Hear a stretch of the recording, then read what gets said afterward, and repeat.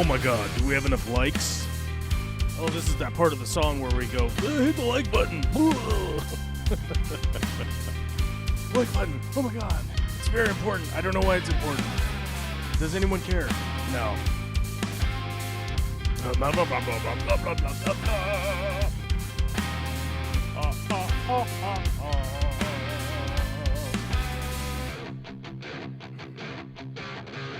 got my coffee. I got my coffee.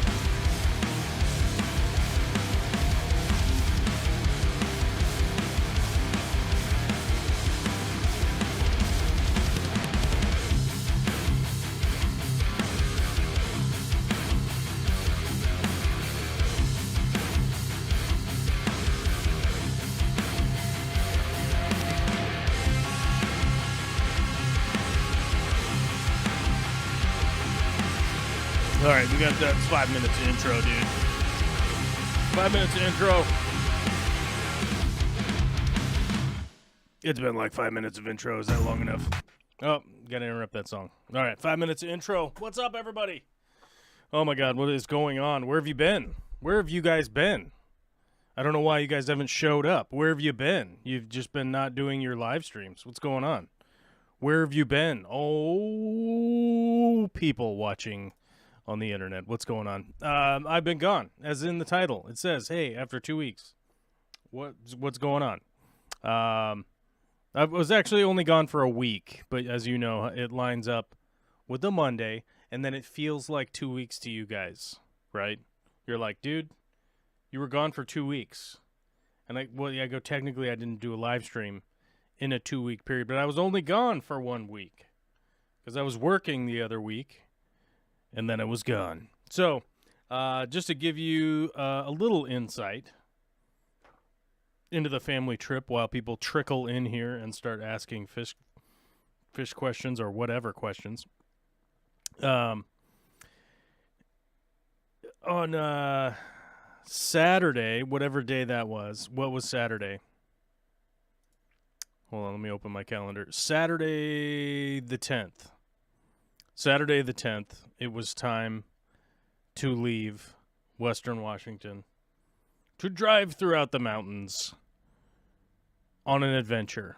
I think people that have been following this channel for a long time know that this is the rafting trip of the year. This is the year where we get to go out and hang out and go whitewater rafting and do all that stuff that we like to do. We like to go on the river, man. We like to go and float the river at high speed. We want to go there. We want to do that. That's what we want to do, dude. Vicky and I love it, and we are blessed to live in an area that has whitewater rafting in September. Now, those of you around the world, you globalists out there that are out around the globe, like in the UK, but the UK you would understand. You're in the correct hemisphere, right? Rumbust is in the correct hemisphere. Crazy Aquarium guy, you're in the correct hemisphere. You would say winter time or like late summer, whitewater rafting doesn't make any sense because whitewater rafting normally happens in the spring when all the water is melting. When all the water is melting from the mountains, the high elevations are thawing, right? You guys have watched the Discovery Channel. You guys have seen on the discoveries that the elk and whatnot are like, finally the thaw. And then they're going to get the little springtime action, some nibbles, right? And they're going to be nibbling on some springtime sprouts.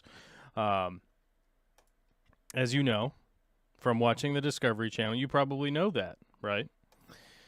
That water melts and it heads downhill and it makes the river all swollen and go super fast. And that's time to put your boat in and go down and do some hardcore whitewater rafting. You're rafting. You're going fast. The water's a-splashing. People are screaming. And it's a good time.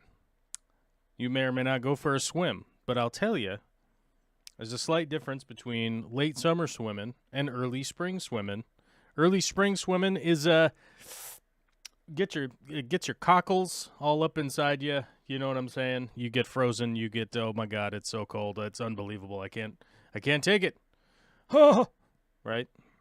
You make those noises. But I live in a part of the world where there's a giant reservoir named Rimrock Lake. Man-made lake. Basically, there's a earthen dam. There's an earthen dam that holds back the lake, and they keep all the water in there for agricultural reasons and whatnot. And at the end of summer, around Labor Day in these United States, they begin to open up that dam and let the river, or let the lake out, and it goes shooting down the river. And it makes the river big and powerful in late summer. So it is a distinctly unique experience for it to be like 95 degrees out. I don't know what that is in Celsius. We'll have to look it up. Hold on a second. 95 Celsius to Fahrenheitels. I did that backwards. Folks. 95 Fahrenheits to Celsius. 35 Celsius for you people out there envisioning in your mind how warm it would be outside whilst rafting, trying to catch a fish with your bare hands and your teeth, right? Going down the white water raft action. So it's hot out. The water's warm. That's not normal for rafting. Normally you're thinking, boy, should I wear a dry suit and whatnot? Yeah. So it's a really fun experience. We live in a really cool place where that happens, as illustrated by pretty much every raft guide that is able-bodied. They try to make it out to that area. So there are a lot of guides out there that could take you out rafting. It's really cool. You can camp on the federal forest land, so you can actually technically camp for free. We choose not to because we like to have a little more amenities. You know what I'm saying? We'd like to have some... I don't like carrying in water. That's a bummer.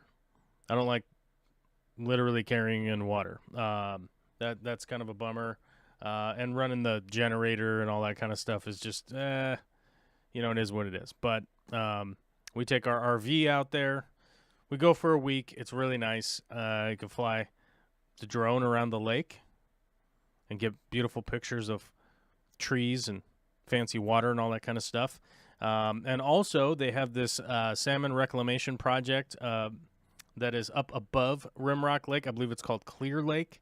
That is very interesting. It is like photo op central. That Clear Lake up there is like photo opportunities out the buns. You know what I'm saying? It is like, what's that? Whoa, click. What's that? Whoa, snap. What's that? Oh, click. You're just getting shots all over the place. You know what I mean? A lot of fun. Beautiful place. Now, here's the kicker. Guys. Big giant wildfire. Down the road. So technically not like right on top of the area there. But down the road on Highway 12, big fire. Big fire that they're trying to manage. But, if it's on federal land, they're not supposed to interfere. You're not supposed to put it out because you got nature, baby. You got to do nature. You know what I'm saying? You got to let nature run its nature course. But they're trying to mitigate to keep the road open, and the road was closed. You could not drive on Highway 12. They said no.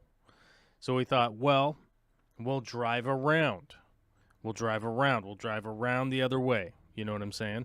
We'll go around, and we'll sneak up from behind, right? Like catching a crocodile. And so we said, we'll do that. Cool. Wait a minute. There's a mysterious road closure over on this way over there. Let's see what's going on. So we actually called, believe it or not, we called the local tiny store. There's a little tiny store, and we've met the people there a bunch of times. I guarantee you they had no idea who we are. They were just friendly to let us know what was going on over the phone. But we've met them a bunch of times. When we've been there, when you could have a campfire, we've bought firewood from them and stuff like that. It's one of those things, right? It's one of those things where we go, let's give them a call. We talk with them, and we go, hey, what's really going on? What's it like on the ground? They say, well, it's this, well, it's that. You guys are fine as long as you show this and show that. You'll be able to get through. You'll be able to go to your site where you guys are camping. Blah blah blah.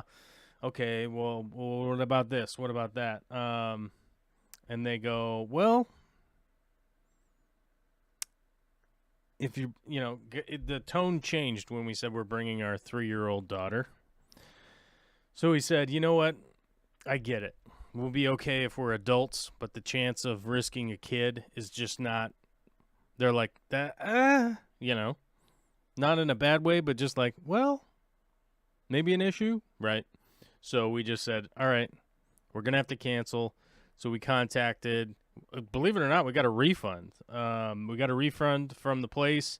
I think mainly because we've gone there so many times. It's like, look, we didn't start the fire. You know what I mean? Like we're not Billy Joel, right? Who did the "We Didn't Start the Fire" song? We didn't start the. Yeah, it was Billy Gerald. Billy Gerald didn't start the fire. So it wasn't Billy Joel either. But we're like, hey, look, you remember that Billy Joel song? We didn't start the fire. We didn't start the fire. The world's been turning since the world's been burning, right? We didn't do any of that. We're just trying to not catch on fire ourselves. So they said, hey, it's cool. Refund. We hope to see you next year. Blah blah blah. Worked out. Okay. So, admittedly, we had to play the secret Joker's wild card, right? We had to play the secret Joker's wild card. We had to play the wild card action, wild card, grandma and grandpa. We had to get my mom and her husband on the scene. The elders, we had to refer to the elders. Hey, old people, elders, we need your help. We need your assistance. Help us save the vacation, right? So we all were scouring the world to try and find out what was going on, where to go. We booked a place. It worked out. It happened. Now, while all this was happening, outside of my own house here in Western Washington, it was so smoky. It was raining ash from the sky to the point where I had to wash all the cars, right? It was so smoky, it smelled like a campfire outside because the Bolt Creek fire had started on Friday evening, I believe. I believe it was the Friday evening, and it started to burn down Highway 2. And, man, I tell you, it was raining ash. There's ash all over everything. There's still stuff to clean. I went out to barbecue some pork chops last night, and there's ash all over the barbecue. It's nonsense. It's just – so there was a giant fire here, and there was a giant fire there, and we basically threaded the needle and went through on I-90. Out to Vantage, Washington. If you've ever been out to Vantage, Washington, it is a interesting place. It is nice. And I got to tell you guys something. This is a top secret message to everyone out there that likes to go camping. If you go camping after Labor Day, it is a joy, okay? I cannot stress to you how much nicer it is to go camping after Labor Day. And you know why? Because in the United States, school has started. School has started in the United States. So all of the people with kids, they are all back home. They are home. They are done. They are staying home. They aren't going anywhere. They ain't going nowhere. And it was like a ghost town, I tell you. We go down to the beach. And it was us and one other couple down there on a big, giant beach. A big, giant beach. Then occasionally you would see some people walking their dog. You'd see a couple people over there. And that was basically it. It was not inundated with the nightmarish crowds of mid-July. And I got to say, I'm going to be following that top secret message I'm gonna be following this top secret go camping after Labor Day deal because the weather is nice and the crowds are gone. And I gotta tell you, it's a joy. It is a joy. I don't recall there being anything really all that important in the first week or two of school. So I'll be probably just keeping Olivia out of school and go camping. Because who cares, right? Yellowstone Park is bearable in October. Yeah, I've been to Yellowstone. Most of the times that I've gone to Yellowstone by myself were like in October. And it's kind of funny because one day it'll be 80 degrees and sunny, and the next day it'll be snowing. It's buck wild out there at Old Yellowstone. In October, it's wild. But that's when you should go. That's my opinion is when you should go. Unless you like massive crowds of people, then I guess go at a different time. If you like massive crowds of people, I'm not a huge fan. I'm not a huge fan of that. So, yeah, worked out really well. We got to camp for a few days. We actually had to cut it shorter than we had intended, but that's okay because we had other stuff that we had to get done anyhow. So we got a bunch of that stuff done and blah, blah, blah. Scooby-Doo. Okay, now to do the self-promotion part of the show, which I hate so much. I hate doing it. If you want to become a patron of the channel, we would respect you for it. We would thank you for it. If you don't know what Patreon is, it's a third-party platform to help fund projects like this. This last week was partially funded by patrons and YouTube members, going out and getting a bunch of footage for some of the videos that will be coming out. Actually, I managed to get a bunch of footage that I've been trying to get for a while of some rivers and some other stuff, forests and things that I needed to get. As you guys know, I've been working on this hiking video, which is just lost in its own self-encompassing ridiculousness. And I you know what I mean. You know how it is. But we got 117 patrons. The members, we've lost members, guys, because we had gifted members. If you guys don't know what gifted memberships are, quick explanation of that is that you can buy memberships for other people, for strangers. You can just go up there and buy as many memberships as you like. So we were at 81. We were at 81 members, as you can see, and we got to update the number here because 79? No, that's not right. 75? Nope, that's not right. 72? No. No, we're not even in the 70s anymore. We're down to 68 members now. It took a dramatic drop the other day because of gifted memberships expired, and those people just went away. They just went away because that's kind of one of those things that happens. You know what I mean? So yeah, we got that going on, and that's the commercial for today. For whatever it's worth, I don't even know. Become a member or whatever, or not. I don't know. I shall be opening up the Green Room call-in channel so that in case any of the members on Discord want to call in. You know, if you want to call in, you can. Okay. Let's start answering stuff from the chat because I've been trying to keep it up.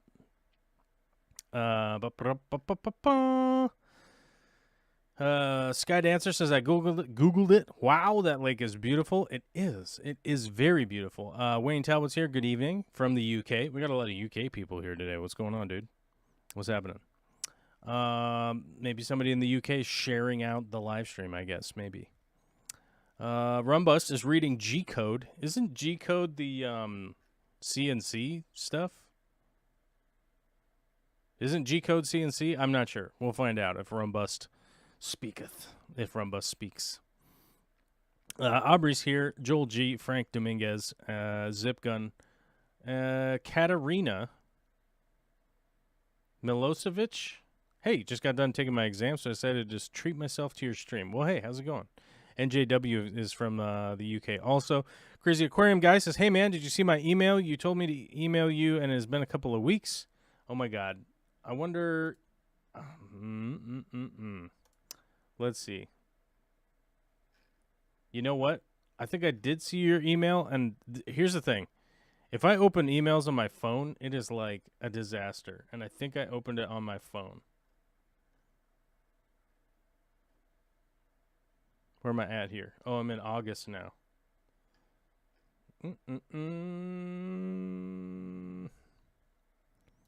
That's an account verification? That's not. We don't want that. Doot. I don't know.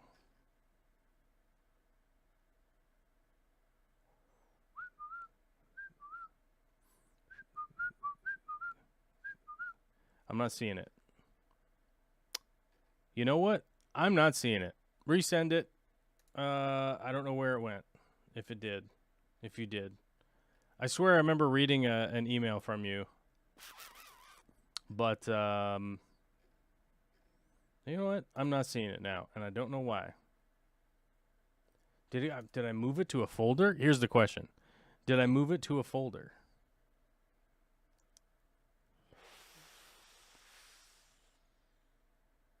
I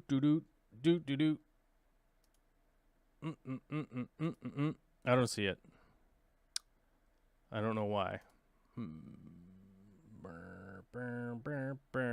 Your name is not John. That's not right. I have lots of emails from Marcus. I don't know. I'm not seeing it. I'm literally doing a live stream looking at my emails right now. You know how that is. It's a good one.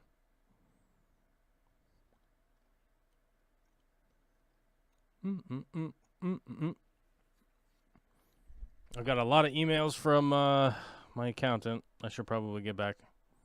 I should probably reply, right? No, it's probably back further. Nope, Zach's Aquariums. There it is.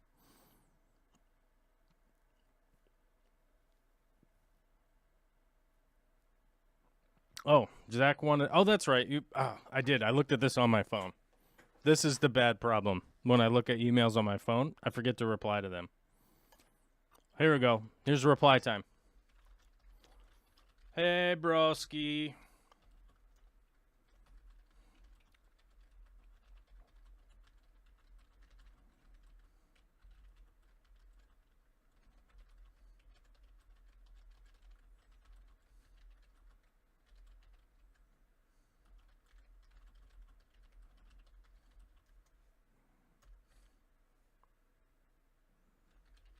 There we go.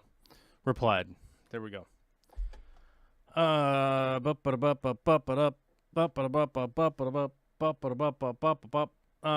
he was thinking that he wants me to come onto Skype, which so here's the thing. I will kind of regularly do individual like kind of Skype type stuff on Discord. We can do like group calls on Discord and stuff like that, which is one of the reasons that I have memberships in place, is for people like Zipgun to call in. Where's Zip? What are you doing, Zip? Is Zip muted? He must have muted himself. Nope, he's not muted. I was muted. Zip, what's going on, dude? I had muted myself.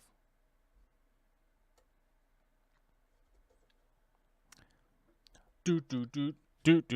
Okay, back to regular chat, because Zipgun's being quiet. I don't know why, but we'll figure it out. Where did my chat go? There it is, chat window. Click. No rush, was just surprised. Rumba says it's the absolutely riveting content here. That's what keeps people around, you know what I mean?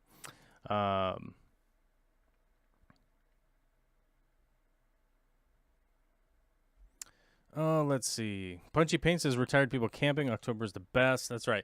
Yeah, it's one of those things where you're, you know, if you get used to going out camping and there's large crowds, especially if you're going somewhere that's popular, you don't normally like really think about it all that much, other than just being irritated by like congestion while you're out there.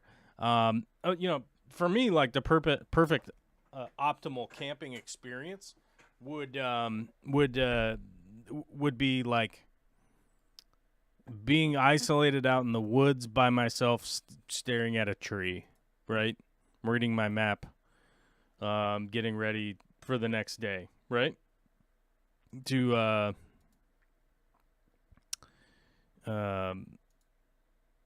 get ready to go travel another 20 miles on foot, and check out all the stuff whilst doing that. As part of the video that I'm working on is sort of explaining the idea behind, sort of how I interface with hiking and whatnot, and realizing that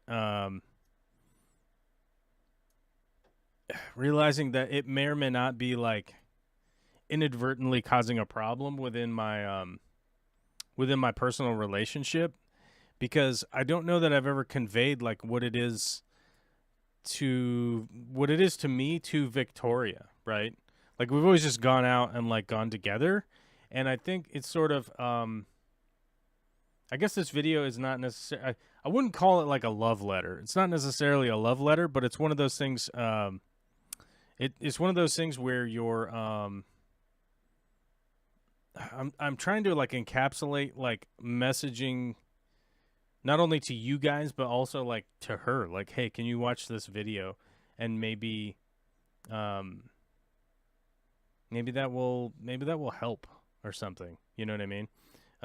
Because it's definitely been a funny situation where I constantly get sort of razzed, I guess. I get a hard time, because people are like, well, if you go hiking with Joel, he's just going to get way ahead of you. Like, he's going to be way up there, and he'll have to stop for you and wait for you. And then he gets way up there, and then he has to stop and wait. And then he gets way up there, and then he has to stop and wait.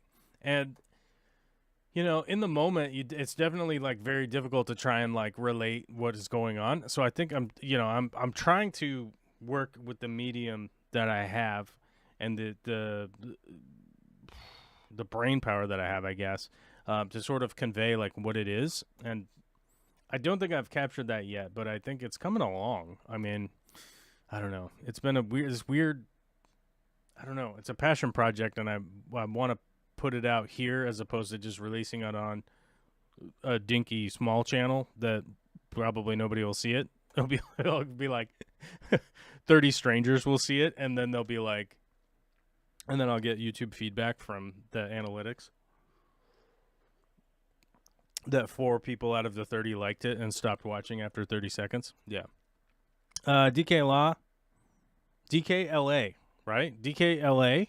You should have capitalized the second A if you wanted me to say DKLA, right?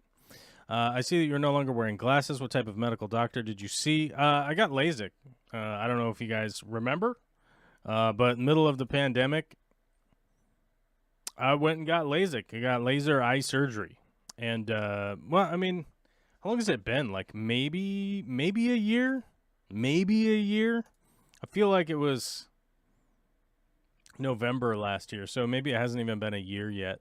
But, yeah, I mean, I went and got laser surgery. What type of medical doctor did I see? I don't know. Let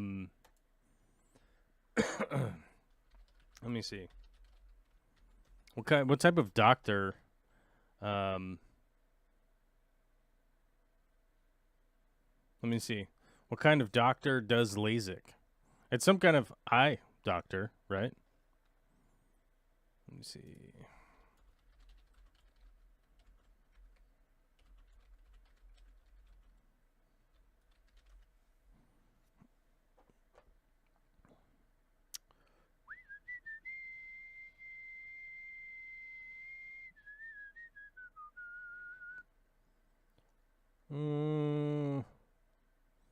You know what? I don't know what kind of doctor he is. I'm trying to figure it out.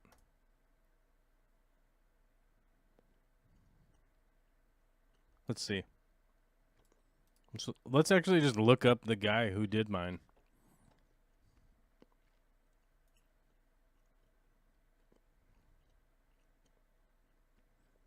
Oh, well, that's not the right doctor.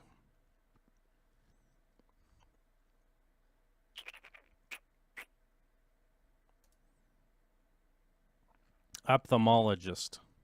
Yeah. Ophthalmologist. I wanted to say ophthalmologist, but you know how it is.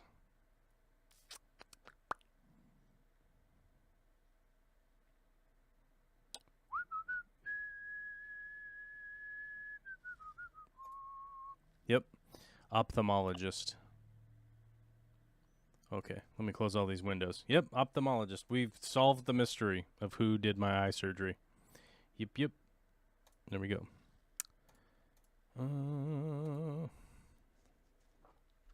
Ophthalmologist. I may have spelled that wrong. There might be an A there. I don't know. Zip? Hey. Is that Zip?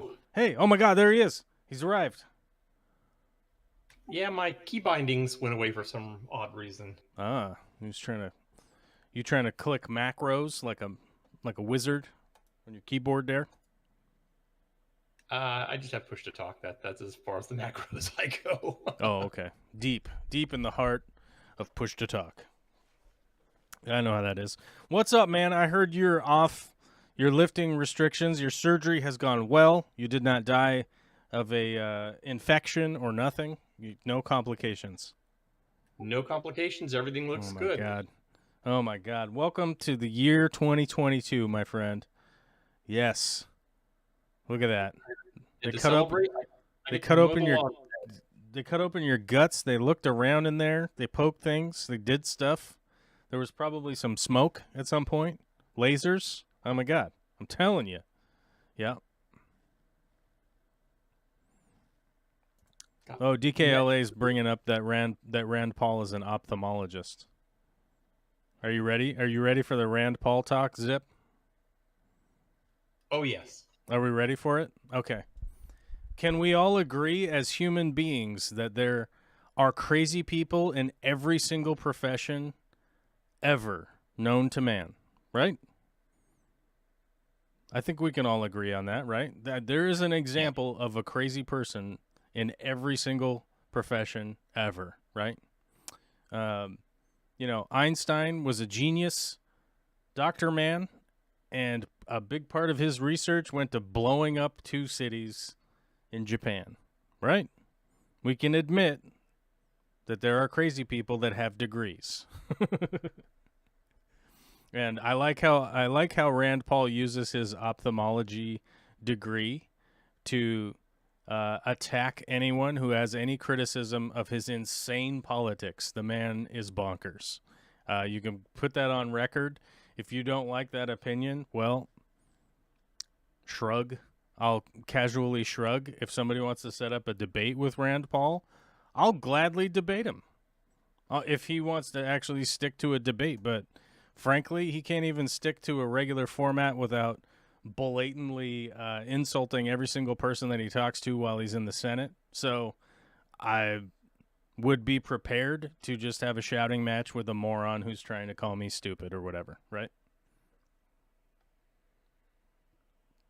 So, Zip, what's it like being able to lift heavy items, do wind sprints, deep knee bends? Can you do all of the moves now? Yes, no restrictions. Oh my God, that is awesome. My doctors basically said after the 8 weeks, you can go nuts. That is good. Did you get your final checkup from them? And they were like, "Wow, look at you."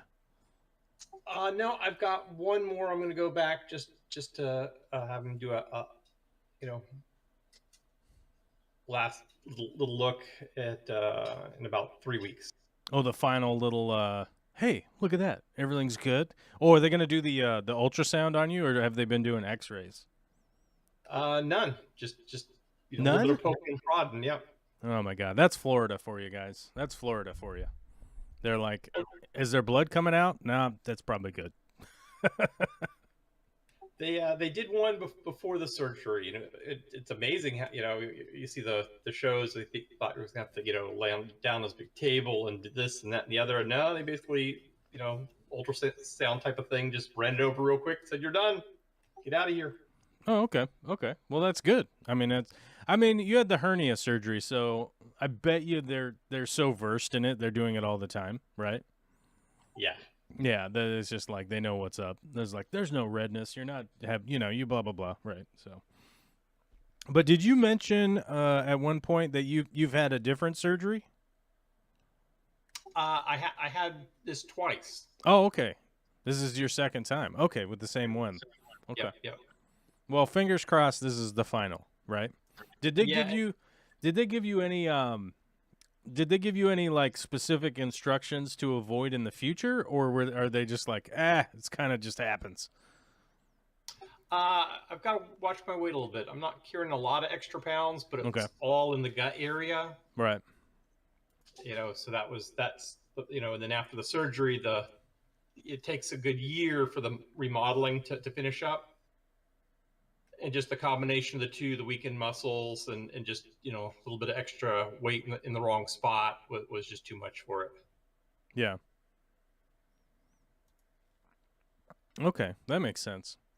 Yeah, I know. I swear, every time it doesn't matter like how fit you are, you could go into the doctor and they'd be like, you could lose a little weight, maybe eat some more broccoli, and you're like, I get it, I'm with you. I know one time I went in, I've actually gone to the doctor and I got the opposite once where they were like, you need to put on some weight. I'm like, really? Well, I thought that was interesting. When I went to boot camp, when I joined the Army Reserves, out of high school, I had to put on weight. It was nice, you get ready to leave the chow hall and drill sergeant and ask you how much you weigh. And I told him, he said, you want seconds? Go back and get seconds.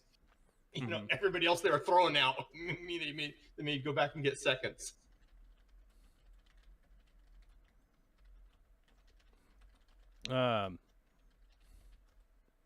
So, Crazy Aquarium Guy is asking an interesting question here. Although I will say, most of the military guys I know had that same problem. When they went to boot, they were like, you need to go back and eat. You need to eat more. You need to eat more. And then when they got out, they kind of they're carrying an extra 20 or 30 pounds once they're not doing PT anymore. You know what I mean? Yeah, that can definitely happen. It's like, hey, you forgot to cut down on the portion, which I'll admit, I'm carrying around some pandemic pounds over here, dudes, where I just, I haven't been able to do a lot of the aerobic stuff, right? A lot of the aerobic stuff I normally do.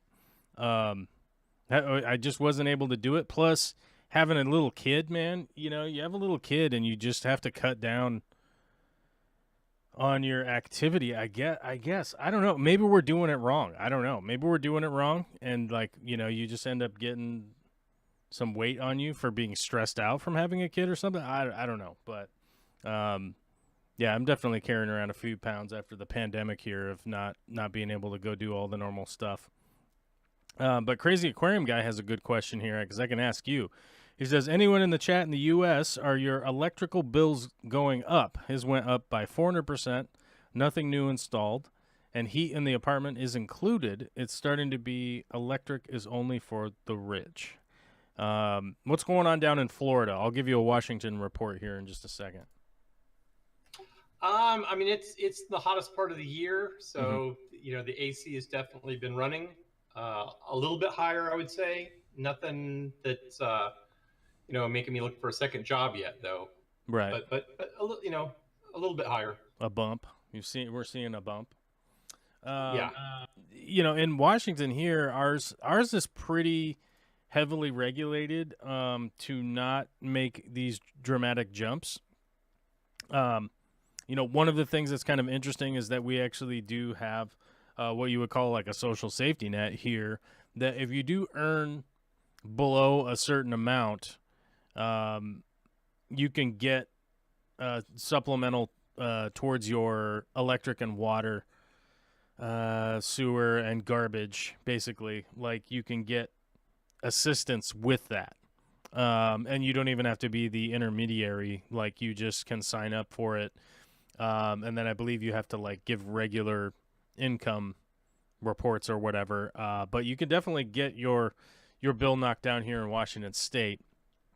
As far as it going up, I think there was a slight increase of about like 4% or something like that year over year, which I think has more to do with fuel costs and stuff like that than anything else, really. But ours is pretty strongly regulated here to not be making those big changes. Like 400% is crazy, because I think if our bill went up 400%, so that's 4 times, right? So if our bill was, $150, suddenly it'd be $600 a month.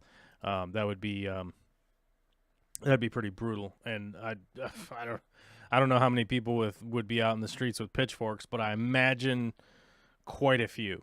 Yeah. Yeah, that's excessive. Yeah. I'm lucky here. I'm in Jacksonville, and unlike the rest of Florida, the city of Jacksonville has its own electric company. So that's that's a big plus. It not being a private owned, it's a municipal company. Right. Yeah, that's the thing. We don't really have we don't have private we don't have private electric companies around here and stuff like that. So that's hey man, it's one of the great things about one of the many great things about Washington State. Where did let me see where my where is this picture? Oh my God. They always I swear, every time I update my streaming software, I can never find any of the freaking buttons. But like this picture right here was taken in Washington State, just to give you an idea, right? Like there are places like this in Washington where you could just walk up and be like, "Oh, that's a spot in Washington," right? I live in a beautiful part of the world. I have to admit. And if you're jealous, you should be. You know what I mean? You can get some serious action if you move out to Washington. It's good stuff. That's what I'm saying. DKLA is asking, are gas appliances allowed in new construction in Washington? Yes, they are, unless you're in a high-rise application and whatnot. So you're thinking like 20-story building with 800 units or something like that. Whatever, I don't know, whatever the numbers are. But large construction, you cannot have. They're not putting gas into them anymore, and a lot of that has to do with seismic considerations. When the gas lines break, hey, big issue. So that kind of stuff goes into play. Whereas, where I live in Western Washington, all of my natural gas, which actually just comes piped to the building to a meter, is recaptured garbage methane, right? So some people might think this is kind of interesting, and maybe not. I don't know. Maybe you think I'm an idiot. Hit that like button. Oh my God. Right? You see that segue? See that seamless YouTuber segue there? Oh my God. The like button. I just threw it in there to blow your mind. But most of our natural gas here in Western Washington is actually, where I live in Western, not all of it, okay? Before somebody goes out there and loses their mind. But where I live specifically is recaptured garbage methane, right? So the garbage is picked up. The garbage is taken to a facility. They run it through this thing where they blah, blah, blah, right? And they recapture all the methane from heating it up and breaking it down and doing all that. They recapture and filter the methane, and a big part of it is sent right into the pipes to use gas. DKLA, I was actually talking about this in a stream just a while ago because I had to, the water heater blew up. The water heater exploded, and there was water all over. There was water. Oh, my God, spraying. You guys know about fish tanks? It was like that, but in my garage. It was good times, and I ended up getting, which is funny, I got the hybrid water heater, right, which actually works off of a heat pump. So if you're in Europe, you probably have seen heat pumps a lot more than people in the States have. It's been working incredibly efficiently. I'm happy with its performance. And it's kind of one of those things. It works very well. I'm happy with it. When I went there, it was $1,200. It was $1,200 for that hot water heater. I got $500 off from Puget Sound Energy as I bought it to go out the door. So the thing actually only cost $40 more than the just plain old electrical equivalent. I went back to that same store 1 week later, walked past the hot water heaters, and something said, "Hey, check the prices of the hot water heaters because you just bought one and put it in your house, and it's something that you're thinking about because it's contextual in your brain. Go look at what the prices are." And so I went over there, and I looked at the price, and that water heater is now selling for $1,600. I don't know why, because those water heaters are the exact same water heaters that were sitting there when I bought the one. And I know why, because one of the boxes was distinctly damaged. Distinctly damaged to the point where it was obvious that it was the one that I didn't buy. I bought the one behind it. You know what I'm saying? And why that price has changed, I don't know, but I got lucky and got it for a good price. Vicky and I have a collective fund that we put money into every month for house repairs and stuff like that. So luckily it wasn't like, oh my God, I gotta put it on the credit card or anything. So I'm terribly grateful for that situation, where it was just like, yeah, just go get it. I do the install. I know some people locally that have gotten a water heater just recently, and it cost them like $4,000, and you're like, holy crap, it only cost me $700 because I did all the work myself. So that's good. That's a good thing. People like it, as they say. Zach says, because I want to that you see my earlier chats. P.S. People do a like spike. Corvus has been earning like 50 cents an hour, probably, if we count all of the years. That's true. Yeah, man, it's probably true. But what am I going to do about it? It just is what it is. Oh yeah, people could gift subscriptions. Do the gifted sub thing. You could do that now. Just like on twitch.com/whatever. I don't know if Twitch is a .com. Uh-oh, Zipgun's got to go mow the lawn. Oh, my God. Lawn mowing extraordinaire. Oh, work emails are coming in. Oh, my God. They know I'm back. They see the stream. They know I'm back. Oh, yeah. Our other thing is we're an Amazon affiliate. So if you want to buy things through the Amazon link, do that or not. No fish questions today so far. Okay. Oops. This didn't load properly. Reload. We're loading up the email. Okay, well, I guess that doesn't want to load. I don't know why. Do we know why? We don't know. Okay.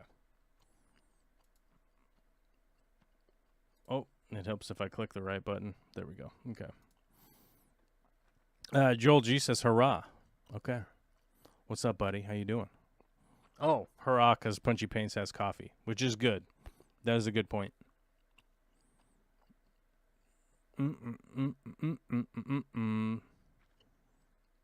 Noser says, very late, but I made it. You must be in Europe then, if it's late. If it's late for you. Because right now it's only 1:38 p.m. where I'm at. So, it's all good. And I live in Sweden. A day have discus, rare El Plecos, and puffers from South Asia. Great with heaters. Yeah, actually, it's one of those things like trying to figure out a more efficient way to heat lots of aquariums. I would say that, like, realistically, the best thing that you could do is invest in heating the room and keeping the room efficiently heated. It is essentially the best advice I can give people. It's obvious that, like, the average person can't go out and re-insulate the walls, put up new drywall, put in a heat pump, blah, blah, blah, all this crazy stuff. That's not necessarily something that the average person can do, but there is some things that you could do. But heating the room is ultimately going to be your goal, because aquarium heaters themselves are quite inefficient at using electricity to heat water, I guess is kind of the best way to put it. The elements are quite small. They're slowly going to add heat to the water. They use a lot of wattage, right? They just use a lot of electricity versus what you get out of them. They're just not very efficient. So if you have lots of strings of aquarium heaters, you are essentially going to add up to ending up to a big electrical bill. That realistically is what it's going to do. The big difference with the aquarium room before, in the house before, to the one here, because I have 0 aquarium room here right now, waiting on fish tank stands. That's basically what we're waiting on, to get those set up, because I decided to go with some steel stands. I wanted to do something I haven't done in my own application ever. I've never had steel stands of my own, and I wanted to do that. And here's the funny thing. It's when I do the price breakdown in the video for you guys, you'll understand why. People go like, "Oh my God, it's so much money to make the steel stands." But realistically, I'm going to be contributing to a local craftsman, I guess is the way to put it. Local builder, right? Which is important to me for my I guess for like who I am or whatever. What do you want to say? My values, right? My values to pay the asking price to somebody who's building stuff, right? And B, it's only going to be a little bit more, and I don't actually have to build them myself, right? So it's actually going to work out pretty well. It's going to efficiency is on our side here too. Alabama does seem like a third world country sometimes. Yeah, if you've ever been if you've ever been to Alabama, it does seem like a third world country sometimes. Gary Chodrow, hopefully I got that right. Gary C. Have a fish tank question. How do I make my water softer to stop killing kabamba? Right now its GH is 170. You're going to need to filter your water. It's essentially the easiest way to do it. And the reason I say it's the easiest way to do it is that it is the easiest way to produce and measure is through water filtration, like pre-filtering your water ahead of time, so that you know there's nothing in it, is going to be the kind of route to go. Because you can just add that filtered water. Then you can add fertilizer to bring it up, and you can also add a little bit of crushed coral and then see where your GH and KH are landing. If you want to bring them up, it's much easier to bring them up than it is to bring them down. And I guess the easy way to explain that would be like, if you put creamer in your coffee, try to get the creamer out once it's in there, right? That's going to be difficult. You're going to have a hard time. You're going to have a real hard time. You know what I'm saying? So you definitely would want to start out with pre-filtering your water. Let me find the unit that I normally recommend to people, because it's really a straightforward kind of unit. Oh, here it is. So this Aquatic Life 4-stage reverse osmosis system, I would say that, like, personally is the easiest one to use, because changing the filters is a breeze. And like ordering the filters is a breeze. Setting it up, it will take you a little bit of the micro amount of plumbing comes with all the parts. And then you're going to need a TDS meter on top of that. Before I post this in this link in here, feel free, anybody, to click on it and buy whatever you want from Amazon, because we're sponsored by Amazon. Technically, the Federal Trade Commission tells me I got to tell you that if I post an Amazon link in the chat, and I did. And I did say it. It doesn't change your price, but I get a kickback. You know what I'm saying? So do as you please. But I prefer that system as a recommendation to people who are new to pre-filtering their water. You don't need a crazy expensive TDS meter. So TDS meter will give you an idea of total dissolved solids, and they normally come with a pH reader also, so you can you can do that. But if the water that you're putting through it is coming out as 0 TDS, it's going to reduce the overall hardness of your water, because you're essentially adding water with no hardness in it whatsoever, right? So here's a link to the TDS meter, brought to you by Amazon, I guess. I don't know. You know what I mean? I happen to be an Amazon affiliate, so if you buy stuff from there, I get the advertising kickback, which is like 2% or 1% or so. I don't know. It's not very much. Let's see this month. This month, it's $3.68. So whatever that is the, you know, it's not a lot of money, but the FTC, the Federal Trade Commission, says, I got to tell you. Uh-oh, Pipex is here. Oh, my God. What happened to Pipex? What happened, my guy? Where have you been? Yeah. Let's see. Rumbust with his member chat says, what's your own aquarium situation looking like at the moment? Feels like it was a long time since I saw any pics or vids about them. So right now I have no aquariums. All of my plants are over at Corey's house. All of my plants are over at Corey's house in his fish room. All of my fish that I kept, like Puffy and then a bunch of the endlers and stuff like that, are over at Alyssa's house. I do need to get back to Alyssa's house and start working on her fish room too. You know, it's been sidelined for a little bit because she had a surgery also, and I've been just busy, you know, like running around doing stuff and being busy. And plus I had COVID like 2.5 weeks ago or 3 weeks ago, however long that was. So I had COVID. I was sidelined for a bit with the Rona. But it didn't get the best of me. I didn't die, but I'm probably affected by it somehow. You know what I mean? And then the doc says I shouldn't get my booster shot until next month. So I'm going to go get a booster shot next month because screw it. I like science. You know, I'm into it. I dig it. I like booster shots. Booster shots are good. Vaccines are good. I'm also going to get my flu shot because I don't want to catch the flu. And if I happen to run into the influenza, which is highly likely because I have a daughter that's tiny and she catches germs. She catches them. I've seen her. She runs around in a field capturing germs with her hands and catching the germ stuff. You know what I mean? You know what I mean. You know what I'm talking about. So right now, I just don't really have any aquariums. Right now, I have nothing set up.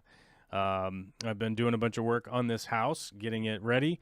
Replaced the electrical panel, replaced the water heater, replaced the roof, tore out an old deck, worked on the pump house for the well, which, by the way, is a top secret. Guys, don't tell anybody about my top secret well project. I have a top secret well project that is so gross. I have a pump house that they boarded off the well. All of the plumbing to the well is cracked and broken and surrounded by possums and rat poop. So I've closed it off to make sure that there are no more possums and rats getting in there. I got to clean up a bunch of rat poop. Then I got to test that pump and redo all of the plumbing in there once I clean out a whole lot of insulation and rat poop. And guys, I just have not been super excited to do that. I haven't been super excited to do that, I guess is the way to put it. We do have the plans for the new building outside, so eventually some years down the road here, I'll have a shop outside. Vicky and I are hoping to do that beginning next year, but we'll see how that works out, depending on what projects come up and what projects don't come up and ba-ba-ba-ba-ba-ba. You know what I mean? So Joel G says rats are the worst. It's true. Rats are the worst. I don't like them. They are filthy and gross. Although I can't verify if it's squirrel poop or rat poop because I didn't catch any of the critters. It seems like they were formerly there, you know? Kind of deal. Crazy Aquarium guy says, leave a like. This man showed people how to build sumps 9 years ago. That's true. I did. 10 years ago? However many years ago that was. I don't know. Who else had an aquarium question? Somebody had an aquarium question. Where'd that go? With aquariums in all rooms, 12-foot ceilings? Yes, that is going to be a problem. Rum Bus always puts cream in his coffee. Smart. I always put cream in my coffee, too. Unless I'm out camping, like I'm deep on a hike or whatever, I'll drink my coffee black out there because whatever, it just is what it is. But I feel like when I'm in the city, right, when I'm home, I have these creature comforts, I might as well take advantage of them because, when you got them, right? When you got the creature comforts, just go for it, right? Somebody was asking something about clamps. Where did that go? Is the clamp holes bad for fish tanks? Big Dog, I don't know what you mean. Is the clamp holes bad for fish tank? I'm confused. I need a better wording of the question. I don't know what clamp holes you're talking about. I'm confused. But, hey, man, I would like to help if I can. Wayne Talbot says, how often do people check phosphate levels? I would say people check phosphate levels basically never, I would expect. I would almost guess almost every person, unless you're in a saltwater tank, and then you got to check phosphate levels. If you're doing a reef tank, you better be checking them, or you're not going to really know what much is going on.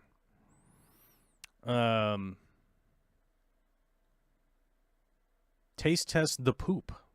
Why do I need to taste test the poop? Whose poop? Oh, the rat poop? Yeah, I don't think I'm going to do that. I don't want to. As Punchy Pain says, they have bubonic plague and Laramie right now. Seriously, the rest of the world has to worry about COVID and monkeypox. We went straight to the Black Plague. That's right. That's right. The anti-vax people are running rampant in Wyoming, and the bubonic plague ain't nothing to F with. You know what I mean? Is the clamps on the hose bad for fish? I'm confused. Do you mean like rusting, like hose clamps? Rust is generally not bad for fish. I've never seen any. I've never read any papers or anything like that said rust was just like wildly bad for fish or anything like that. So if that's what you mean, like the hose clamps, like just on a vinyl hose or whatever, would be my guess. Kind of what you're getting at. If you were really concerned about it, there are synthetic options for hose clamping. Let me see, what are they called? They're in my store somewhere, but let's see if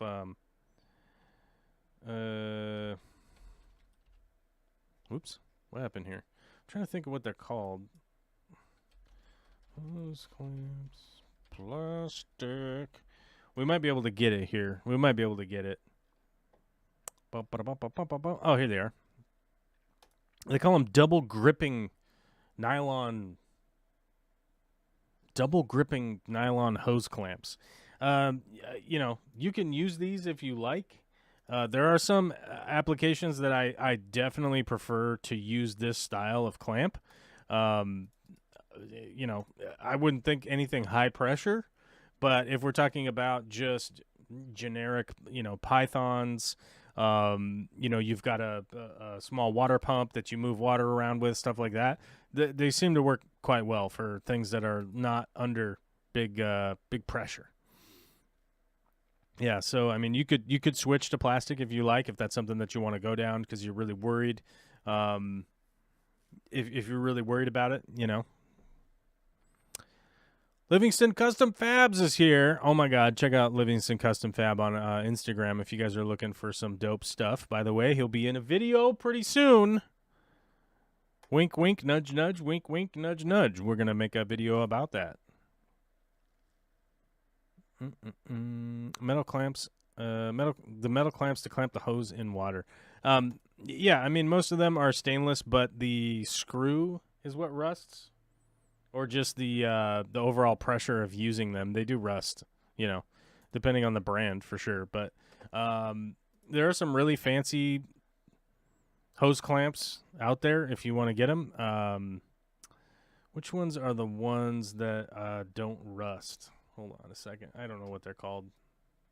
Let's look them up. Hose clamps, no rust. That's probably the easiest way to look them up, I think. most of them are stainless, but they, you know, I don't think they're necessarily actually stainless. You know what I'm saying? Like they rust. Where's the ones that are rust free? Where are they?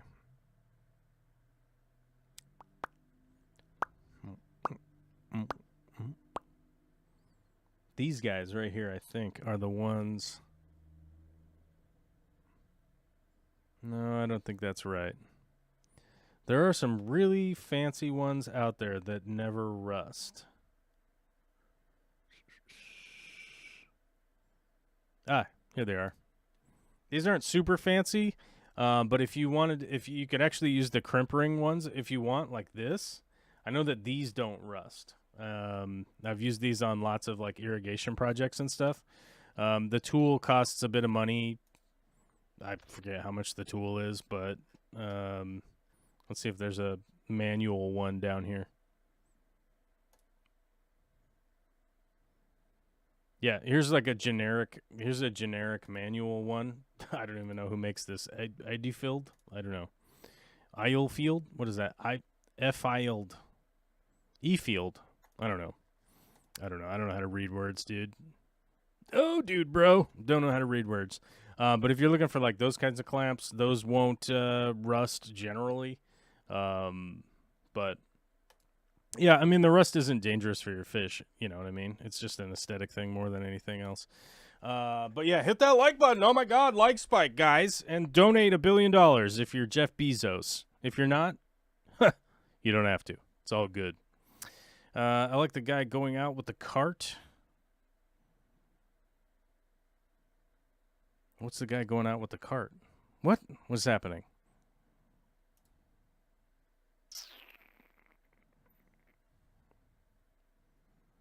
Because the tropical house where I live have Swedish aquascape, bicycles on the bottom and empty beer bottles and cans. Yeah, there's actually a really good aquarium down in what's it called? Somewhere in Oregon. What's that called?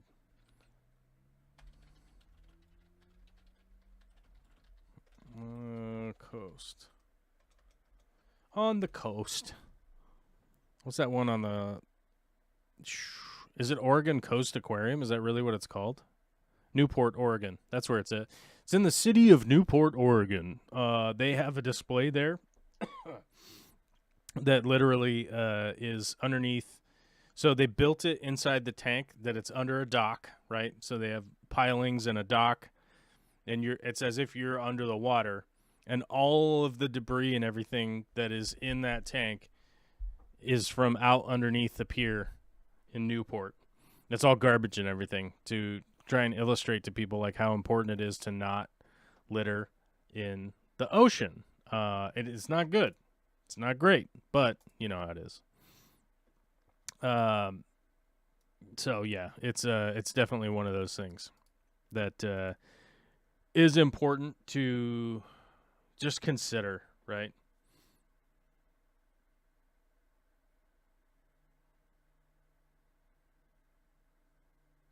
It's important to consider.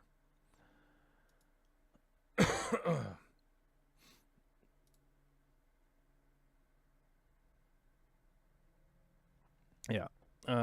Sorry, I got distracted by the aquarium page because it looks like fun. I want to go there. I want to go back there. I want to go back there because I actually have a camera now. Last time I was there, I didn't have a camera. I think I had a cell phone with me. I bet if I dug deep into my photos, I could probably find a couple photos from there, but I don't really have anything worth showing you guys.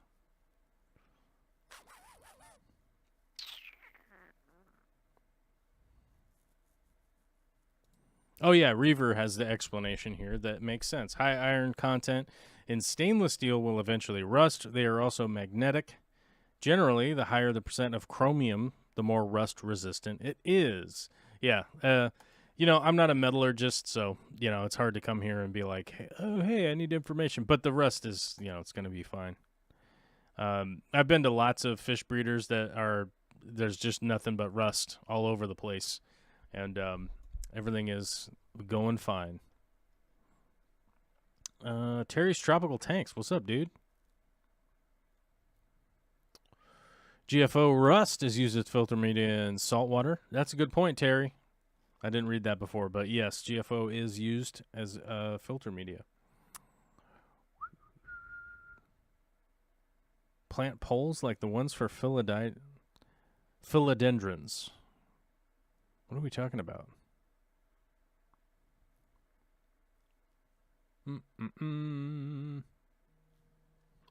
Oh, it says I'm supposed to do the live stream. Normally start at 2 o'clock. We started early today. Mainly because the Europeans, man. The Europeans were outraged. The Europeans were outraged that I was streaming too late. So I'm streaming earlier. So the Europeans can go to bed at a reasonable time. I don't know. It's like probably 10 o'clock where you guys are at. What,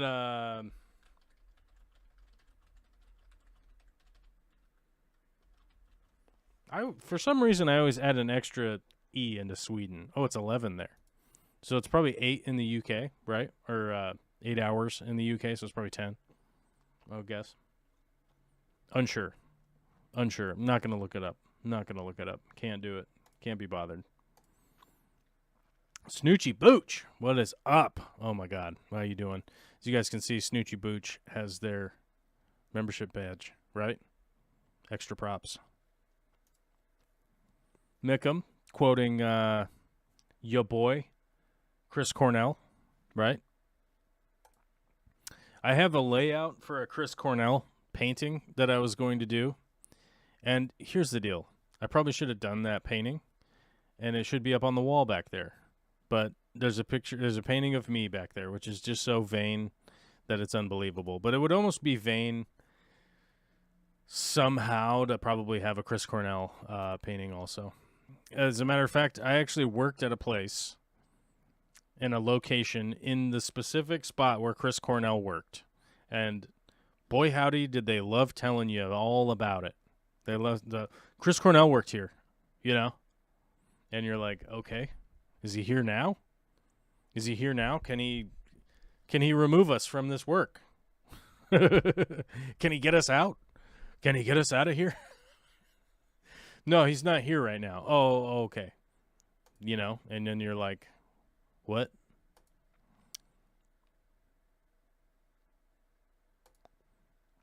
We've never been to Yellowstone. We always take an October vacation. Any suggestions on where to stay, how to get there, etc.? To be prepared to camp, or just look up Yellowstone hotel accommodations, because there's a Yellowstone hotels and stuff. I believe I stayed in them when I was a kid, when I was like a little guy. I was a little tiny guy. Every time I go there, I camp, and I move from site to site because there's a bunch of different camp places. So, you know, I move around whenever I'm at the park there. So that's kind of my recommendation, to do that, because you might go to a specific campground and, like, for some reason you want to move to a different one, and then you're like, wait, I already paid for this spot. But entering the park, I think it costs like $130 or something crazy like that. I forget how much it is to enter the park. So be aware of that when you go to the gate. Right now, I know there's some travel concerns because some of the roads washed out during a big flood in the early summer, I believe. When was that? So I would check to see which roads you can go on. There are ways to, like, fly there, but I've never flown there, so I don't know if I could give great advice on flying there. I like doing the long drive out there. I wonder how far it is from here. Google Maps. Let's Google Maps. Let's see how far it is. Oh my God, my internet is like lagging right now for some reason. I don't know why. I think I have to update something. Let's go to Yellowstone.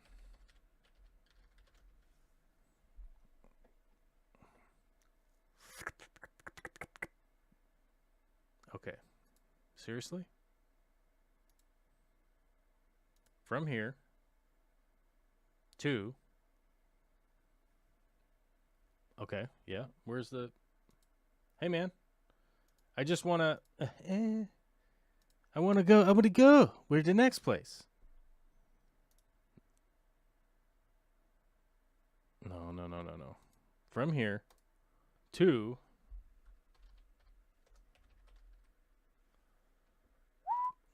let's see. Okay, here we go.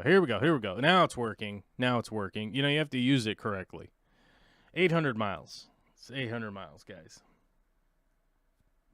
Oh my God, I barely have to even make a turn. There's barely any turns. You just get on a road and then just drive there. Don't even turn. Just turn over there in Montana. Make a turn in Montana, right? Although I do have to make a big detour right now because Highway 2 is closed. I told you guys about the Bolt Creek fire. Oh my God, it's the worst. I hate it. I hate it so much. I hate the Bolt Creek fire so hard. I hate it. It's the worst fire. And the road is closed. Highway 2 is closed. And it's a bummer, dude. It's such a bummer. Fire reported on Irving Peak. Fire reported on Meander, Minnow Ridge, Lake Teokidoki. I've never been there. I don't know how to say that. Tokieti? I don't know. I don't know how to say that. Boulder Lake fire reported. I was actually at a family thing yesterday, and I was starting to look at some of the next mountain climbs I want to do. I want to do some mountain hikes, bros. I got to do some before the snows come, so I'm trying to fit those in. And I was looking at one of the peaks that's right straight over here, that I end up seeing when I drive on the freeway, and I want to go up it. I keep seeing it from the freeway, and I want to go up there because I see it when I'm on the freeway. In the early morning, the sun's coming up, and I see it, and I go, man, I want to go up to that top of that. And I think that's probably going to be the next one. I was thinking about going up Glacier Peak, but I think Glacier Peak is like going to be it's going to be a bit. I think it's going to be a bit. I don't think I'm ready for that right now. To go up on that ascent. That one looks pretty bold.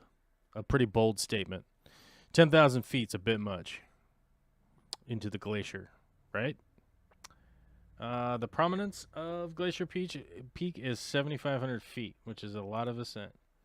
Climbing, hiking, and mountaineering on Glacier Peak. What do we call this? What do they call it?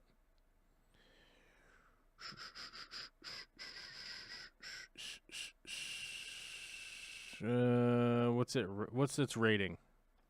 The standard route. There it is. The standard route is. Oh, come on. Where's the? Give us the jangle here. Give us the jingle jangle. Oh my God. This page doesn't even. I don't know, but you know what I mean. I don't know if I'm ready for it right now. It's a bit much to get at 10,000 feet. I'm probably going to do something that's like 6.5. That'll be good in that range. Okay, back to chat. I closed chat and I got distracted. What do you want me to do? Nobody super chatted or anything. Nobody gifted any memberships. So what do you want me to do? Upper Loop is basically closed right now in Yellowstone. The main roads are basically a figure 8. The top section of the 8 is closed because of washed out roads and bridges. Still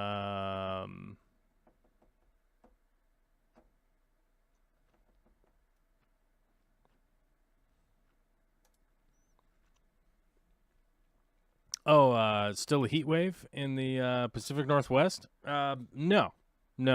We're back to like normal. It's like 75 during the day, and this morning,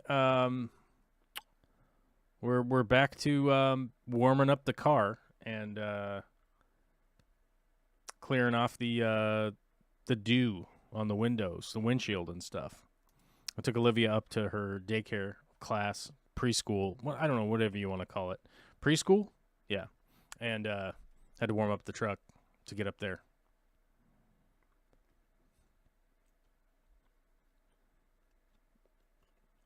Oh, Skydancer has a good point. They have cabins that you can camp in. A lot of that has to do with just your budget. You know what I mean? For me, gas, camping money, food money, all that kind of stuff kind of adds up to the point where you kind of go like, yeah, that's where I'm at. That's where I'm at right now on the budget. You know what I mean? So, but if you might have a bigger budget and you're gonna kick it in a cabin or stay at a hotel or something like that, that might be in your wheelhouse, and you could probably hook up some kind of package deal if that's what you're doing. Livingston Custom says 410 stainless is magnetic and used on fridges. It's cheaper, more carbon, more likely to rust. 303 is best for high corrosion environments. See, there you go. Jason at Livingston Custom Fab is I don't know if he's a metallurgist, but he's a welder and a master craftsman of metal worker. So he knows what's up. Let's see. Test strips in Sweden. Tetra is the best by far, but crazy expensive. Can I get Corey's somehow? That I don't know. I don't know about any of the international shipping. I know that international shipping stuff is happening. I don't know. International stuff is happening. But I have no involvement in that other than speculative conversations about things, right?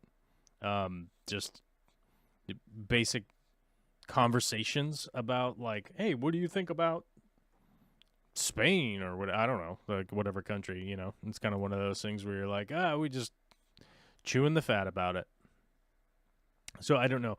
Look to Aquarium Co-op's main page or their YouTube updates or whatever if you're trying to figure that out, because I don't have any of the info on that.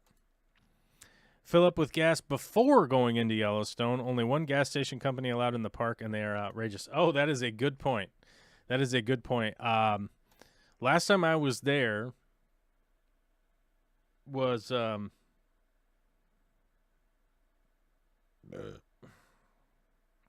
when was I there? When was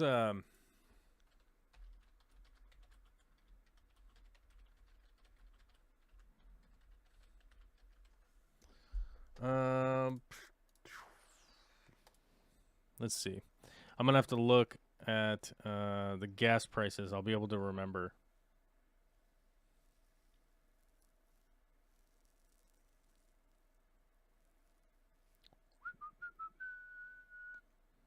Yeah, gas is pretty expensive still in Washington.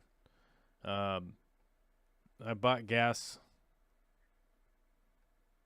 When I bought gas today, it was $4 and what was it? $4.19 a gallon, I think, something like that. No, $4.09. I think it was $4.09. I don't know. It's still pretty high, but you know, what are you gonna do? Gas prices. Here we go.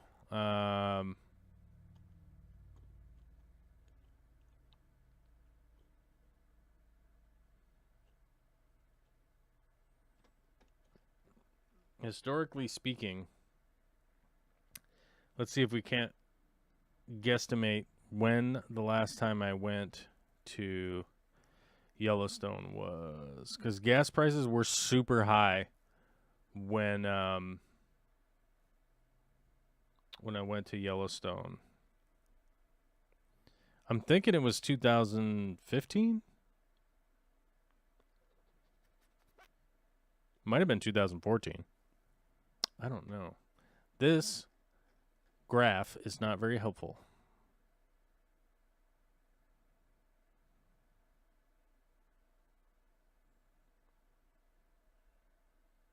July 2008. It was almost as expensive as it is now.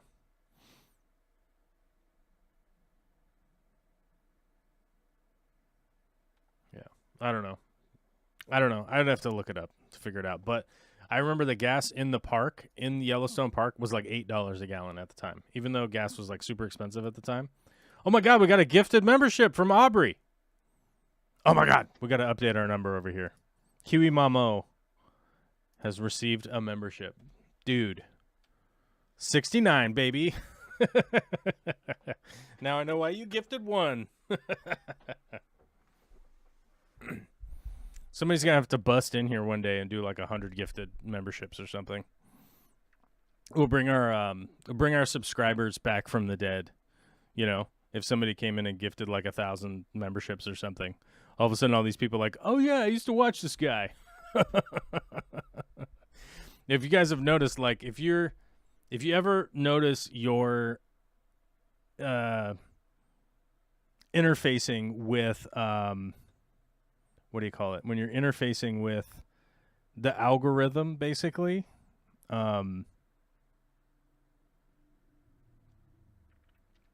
is that like you'll go and look at like your YouTube feed or whatever, and you'll be like, there's nothing on here that I used to watch like a year ago. Why is none of it in here, right? And it's because you watch something else and then it kicks something out the bottom, you know? So, yeah, what are you going to do? What are you going to do? The robots rule us. Any tips regarding live bearers who tend to eat their fry? I'm getting 6, oh my God. Micropelecia pere tomorrow. I think I butchered that. It's wrong, right? Had them, got fry off them 3 years ago. They've always seemed to be pretty hungry on their own. So, you know, the easy advice is like a well-fed fish is not necessarily searching for prey, right? Like just from the standpoint of,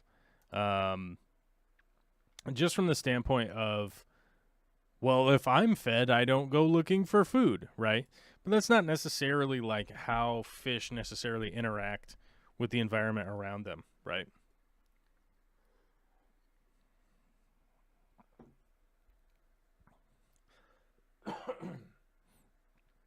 Like that's not necessarily how fish are interacting, because oftentimes they're feeding because food is available and they'll just keep eating. Like you can technically overfeed most fish to the point where they harm themselves, right? Because they come from such a scarcely fed environment, right? But that's not necessarily the only advice that goes into play. The thing that I have noticed with live bearers is that when they're feeding on new fry is almost always within a relation of them still having essentially, I guess the easiest way to explain it would be like if they have like placenta on them, the afterbirth, like they don't have their own slime coat yet because they haven't been around in the water enough to kind of rinse themselves and being in the water, right? Like when they're newborn, within that hour, 2 hours, maybe 3 hour window is when I've noticed that other fish, even of the same breed and whatnot, will feed on them. And it's probably because they essentially have like a cologne of I'm a fresh steak. You know what I mean? Like I'm ready to be eaten. I smell like food. So I've always found to have a lot more success with breeding live bearers in tanks that have a lot of cover. Guppy grass is probably the easiest one to sort of proliferate in your tank. It grow and there'd be a lot of hiding areas for new fry or females as they're dropping their fry, right? Giving birthing. The fish are birthing. As long as they have a lot of good hiding spots, generally the other live bearers aren't aggressively going after them necessarily, right? You can always use a fish breeder box if you want, if that's something that you're interested in. I always found that to be like a laborious chore, and having something so aesthetically displeasing to be not that great, you know? Yeah. We got a member chat from Mikey Fishy. Says, if you answered, I didn't hear. In my new 180, I'm trying to decide, should I go with freshwater puffer or clown loaches? I didn't notice if you chatted that, Mikey. I'm sorry. I apologize. My bad, bruh. But if I had to choose between the two, I would go with a puffer. If those were my two choices, if I was only limited to those two choices, I would go with a puffer. Because clown loaches just bug me. And they get big. And when they get big, they become super sensitive and don't do well. So, yeah, I don't know. I wouldn't go with the clown loaches. I would go with the puffer. Great personality. obviously can be expensive, having to feed live foods and stuff like that. Having to do live foods and stuff like that is costly, and it's something that you have to keep up on. If you're doing frozen foods for big puffers, that can become pretty expensive, realistically, and is an issue. Oh my God, Terry's Tropical Tanks became a team leader. Oh my God, the only team leader. The only team leader. Well, thank you, Terry. We appreciate your support, my man.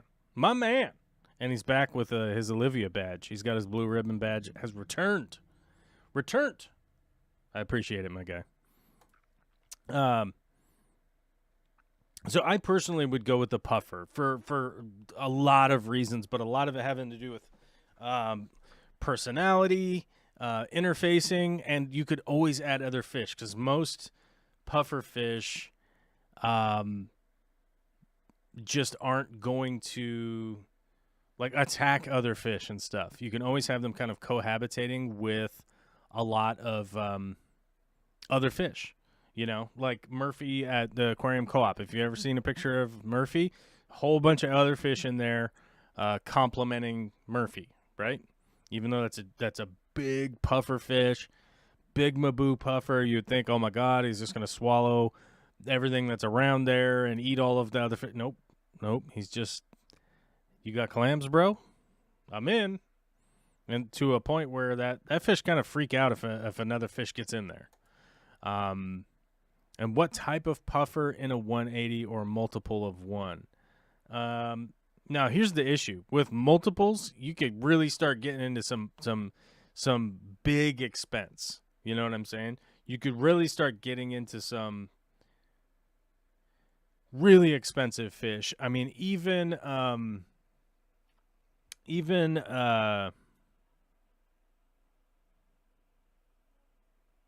trying to think what's the cheapest puffer fish?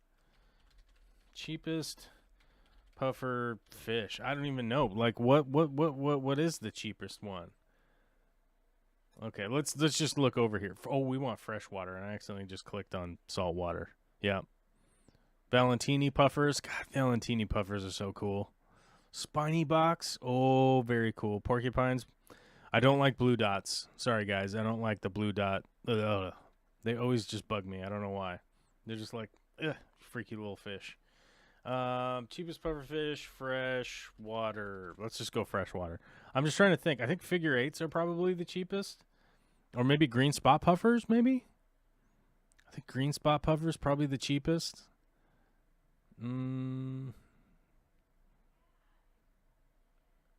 Yeah. See, green spot puffers would be great, and we did a pack of them at one point.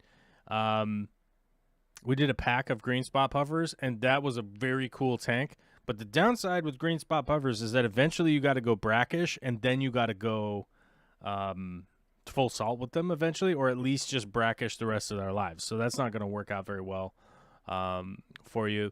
Like pea puffers, I don't know. I'm just looking through a puffer list here. Fajakas are cool, but I'm never like super enthusiastic about Fajaka puffers. Honestly, they don't get that vibe. They don't get that vibe from me. Like boo. There are some interesting ones on here, like the Tetraodon Mirius with the potato puffer. Those guys are kind of cool, but they're $70. So, I mean, maybe you could do a couple at $70. That's probably pretty reasonable. Like you're really not going to break the bank with like maybe 3 or 4, maybe even 5 of those. I don't know. It's starting to get a little rough. The Congo puffers, the Shadowdenais are still at least $100, at least $150. So those guys are pretty expensive, but I had 3 of them, and 2 of them didn't make it, but one did. One disappeared. I still have no idea what happened. For the life of me, I don't know what happened. And one of them was maintenance. I screwed up, and the puffer was on the ground, and unfortunately died. I found him like 2 hours later, and he was like gasping on the ground, still kind of wet. Tried to save him, didn't work out. But Puffy has survived. The main shouted NI, right? Which everyone always makes fun of me for saying that wrong, but I don't speak German. Sorry, I don't. I don't speak Dutch either. I don't speak... What do they speak in Belgium? What do they speak in Belgium? What do they...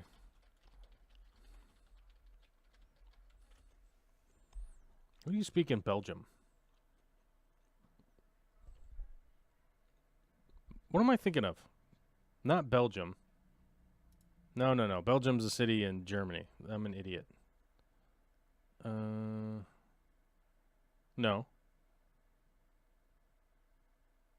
No. Belgium's not a city in Germany. I'm losing my mind, guys. Oh my god. There's something wrong with me. Brussels, Belgium, Antwerp, Belgium, Ghent, Belgium. Okay. But they speak German there? Is that what's going on? No. What? I don't know enough about Belgium. 3 official languages: Dutch, French, and German. God, there we go. Okay, finally. Oh, I'm losing my mind on my Belgium history, my Belgium knowledge, guys. I'm losing it.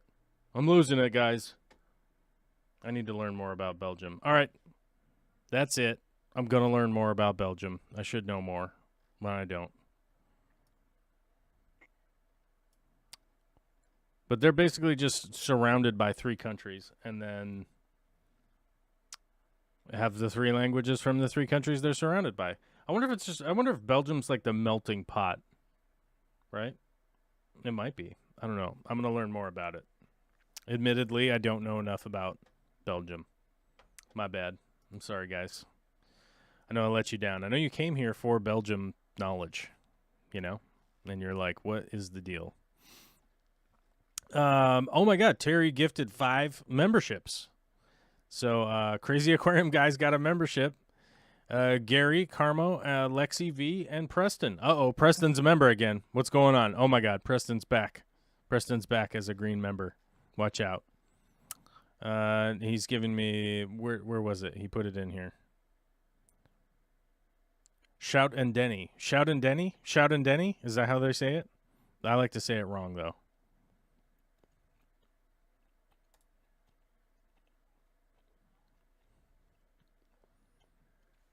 Largemouth bass. As a couple years ago, you recommended the Canon M50 to me, which I did purchase at that time. It's been an absolutely amazing camera for me. Thank you. I try to do my best with camera recommendation stuff. As a matter of fact, I got a request from a buddy of mine this weekend. We were kind of going over some camera options for her, and I think we kind of settled on. I think we settled on something good. She's definitely going to borrow one of my old cameras and rock that for a little bit, and then see if that's going to work. I would say there's a M50 Mark II now out, but I don't know if I would go that route in comparison to the R7. The R7 looks to be probably a strong performer here for a long, long time. DKLA says the best camera is the one that you were using. That's a good point. If you're not using a camera, you've got a problem, but definitely most cameras out there would do quite well. But I will say I was pleasantly surprised about everything with the M50. It always kind of just did all of the stuff that I wanted it to do. It worked fairly well, and it even took pretty darn good photos. I was mostly using it for kind of like a cheap carry-around camera compared to my other camera. Like my R6 is so expensive, I kind of get freaked out carrying it places, but I just have to lean on the fact that most people know that I'm carrying 5 to 12 guns at a time. I have so many guns on me at all times. They're like, look at that American over there. He must have lots of guns on him. So be aware at all times. Just 100 guns. 100 guns. A million guns, probably. Let's be honest. Crazy Aquarium guys with a 50 Swedish kroner super chat says, thanks so much for attention to all my chats and for the email. Yeah. Hey, you know, I it's an honest explanation that, like, I always want to get back to people if I can. And if I don't, it's really not on purpose. You know, it's really not. Except for one person out there that I'd never respond to, but none of you people are that person. And I mean you people, like, you know, the people that are here. Catherine Thomas is back into the membership fold, and I have no idea what's going on with members now. I wonder if I can update it over here. Will it update over here? I don't know. The number's gone up significantly today. Let's see. 5, 6. Terry came back on their own volition. 1, 2, 3, 4, 5, 6, 7. So we got to add 7 to 69. Oh, we're going up, baby. 76, I think, is right. If my math is working,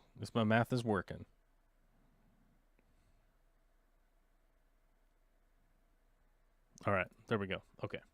But welcome back. Welcome back to membership. Be sure to pop into the community tab and pop onto the Discord if you can get a chance. Rumbust gifted a membership. Oh my God. We got a lot of gifting going around here, guys. This gifting is in the house today. Ow. Okay.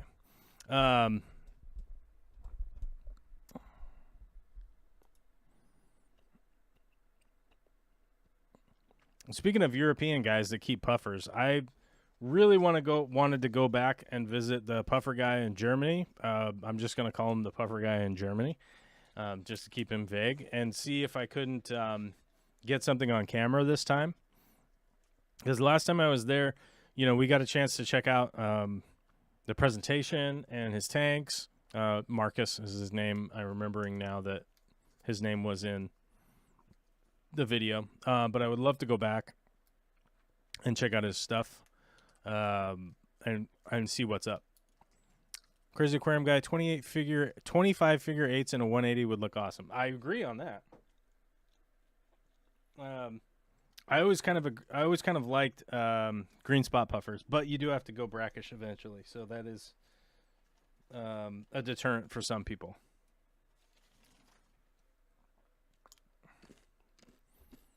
Let's see, what were you saying? Besides the Mabu, the figure 8 is the least aggressive. Currently keeping them in fresh water. Yeah, I mean, I'm just wondering what was the most affordable was kind of where I was at. How much are figure 8s?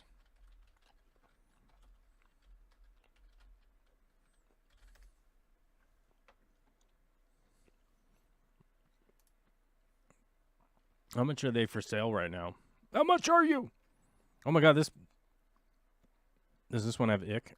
This one looks sick. This is a treatment page, not a for sale. Let's see. Shopping? I bet if I click on the shopping tab, we'll get some prices here.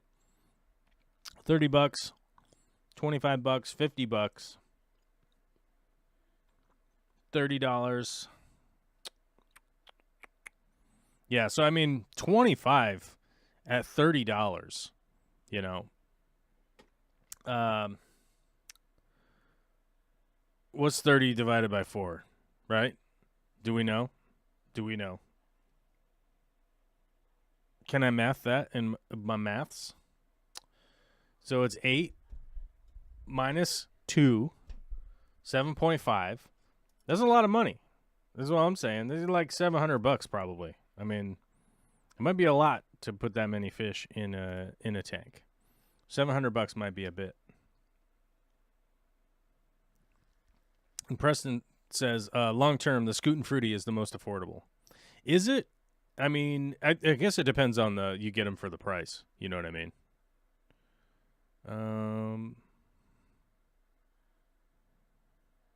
DKLA says I have over 20 cameras. I bet Mapplethorpe made better photos with his Polaroid SX70 than you and I can with any camera made this year. Which guy is Mapplethorpe? Do we remember? Oh, Robert Mapplethorpe. Yeah, I mean, it would be true. I mean, like, the reality is, like, you know, he's an amazing photographer. And I feel like if I was able to work full time at photography, I feel like I could do a lot of this. Now, it could be wrong. Could be wrong. Could be total arrogance. Could be nonsense. I could just be a stupid idiot. Let's be honest here. But I feel like a medium format camera and being able to work on it day in and day out. Obviously, you need that opportunity. You know, when everything is stuck to a legitimate, when everything is stuck on a legitimate hobby status, right? You know, is where everything kind of just sits on the back burner so much that you never really get to delve deeply into it, you know? Just Bob is here. Says, are you going to Vivarium this year? Would love to visit Aquashella someday, but time and the budget will only stretch so far. So I was planning on going to Vivarium this year, mainly multiple reasons. I want to finish a bunch of videos that I have from the original Vivarium. I have like a bunch of footage saved up that I need to go shoot the other half to like really make what I would consider to be like a cohesive video. And the follow-up videos, like I would love to go back and interview people that I interviewed like 3 years ago. You know, the plan was to go, but the plan was to go because I was going to take Victoria, right, on top of it. So Vivarium's only like 2 days long. Basically, it's 1.5 days long. Let's be honest. Like, there's one main day on Saturday, and then the Sunday is kind of like not necessarily a half day, but it's not the whole entire day. But the Saturday is the big day. It's an awesome convention. I really want to go because it's an awesome convention. I had a lot of fun last time I was there. Want to visit my friends out there. Visit you guys, meet up with you guys, check out your guys' fish tanks, shoot videos, stuff like that. Go back to see Johan, hang out with Johan, you know. But one of the big issues was Vicky's work said no. Vicky's work said you can't go that week. And,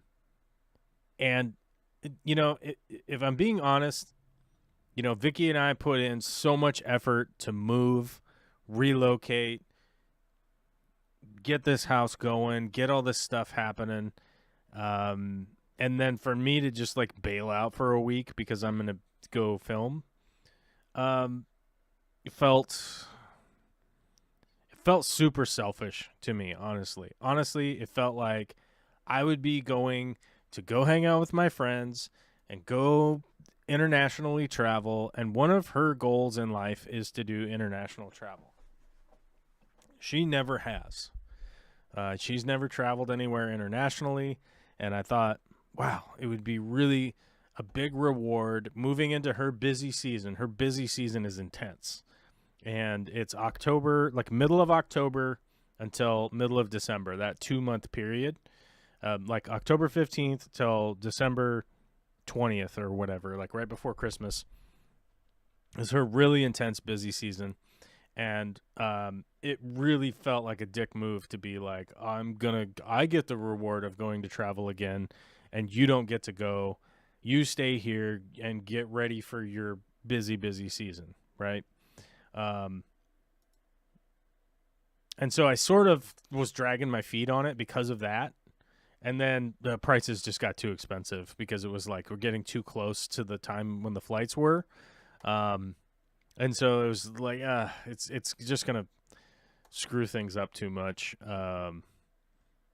And to be brutally honest with you, like I'm not sure. I'm gonna be I'm gonna be very blunt here and say Vicky and I's relationship can take stress, it can take some hits, it can take some issues, but like there's really no reason to intentionally push it, right? With our relationship. So we took this trip last week. We had a lot of fun. And that's sort of like how it's got to be right now. I mean, I wish Vivarium was like in the spring. If it was in April or something, there would be no problem with going. If it was in June, there would be no problem with going. But it being right at the beginning of October is super rough. And hopefully next year, we can plan something out better. We can plan out maybe leaving the day after Vivarium instead of staying for the days after. Like maybe Vivarium is the final 2 days there and leave like Monday morning early or something like that. I'm not sure, but hopefully we can plan something. Yeah.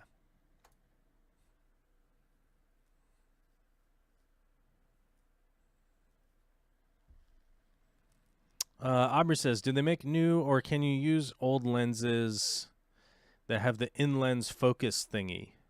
Okay, I'm confused by that, Aubrey. I'm very confused by that question.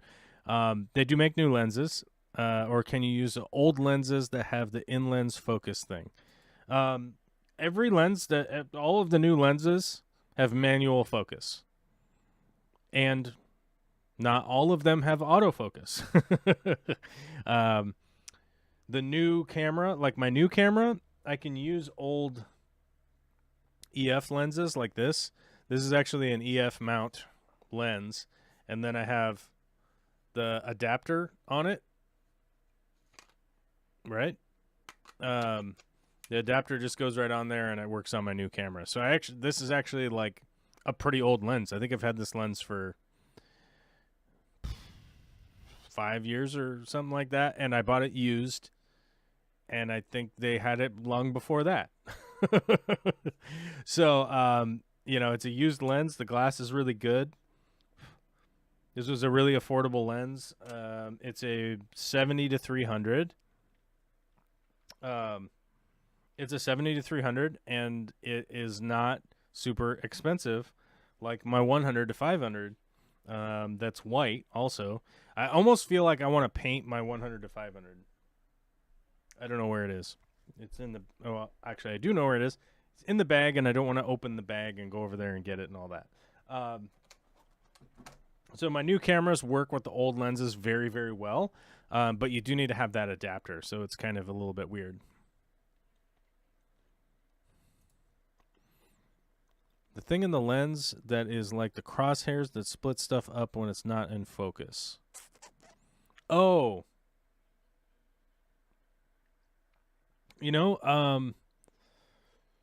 I think so. I think if the mount is correct, I think you can still adapt it. Although, no, I'm not sure. Now I'm not sure. Now I'm second guessing myself. There probably is a way to adapt really, really, really old lenses, I would think. Just mainly because of the cost of them. But I've never really delved into any of that. Like finding some really old stuff and seeing if it still works.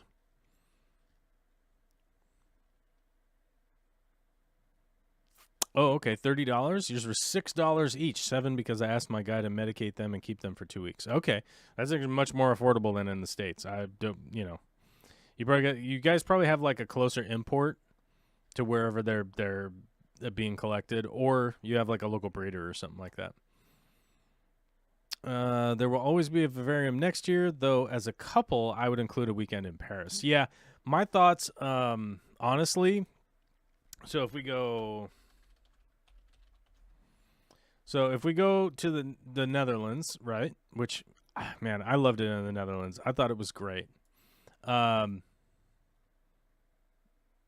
thought, and I could be wrong here. My thought here is that if we're in the Netherlands, it's a really short flight to Switzerland. It's like, I'm sure there has to be like a short flight from Netherlands to Switzerland.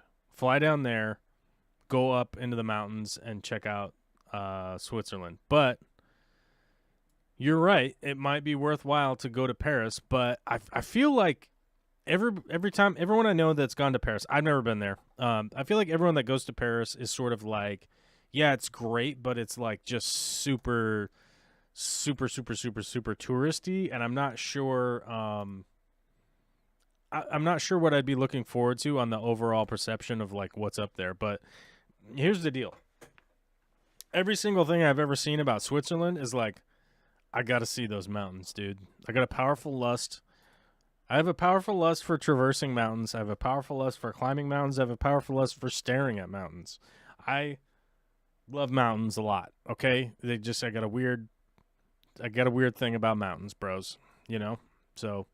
And they have like gondolas and stuff that go up there, so you can actually go up and then hike around up at the top and all that kind of cool stuff. And I think that would be a level of vibe that we'd be looking at. You know what I mean?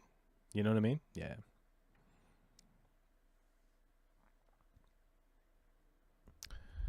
He's talking about the ground glass. The ground glass is a part of the camera, not the lens.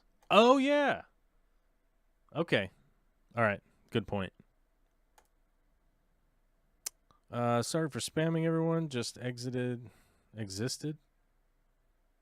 Oh, yeah. Don't worry about spamming. If everybody else wants to chat, they can chat. If you're chatting a lot, feel free. Feel free to chat.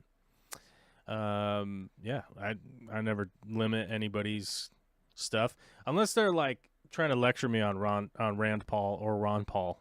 Yeah, I'm like, I have my limits. You know what I mean? Voice chat is open, and we only had Zipgun call in. He's probably done mowing his lawn by now, but who knows? There were people here, but it's slowed down now. We got to hit the likes, man, I guess, or something. I don't know. Where are we? Are we 2 hours in? Oh my god, guys! It feels like an hour, plus me not knowing anything about Belgium.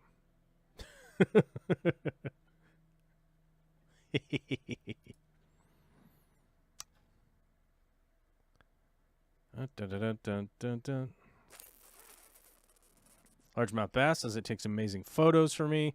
Yeah, I have to say, like, I was really happy with the M50's performance, especially with the updates, like the software updates and everything that they've had.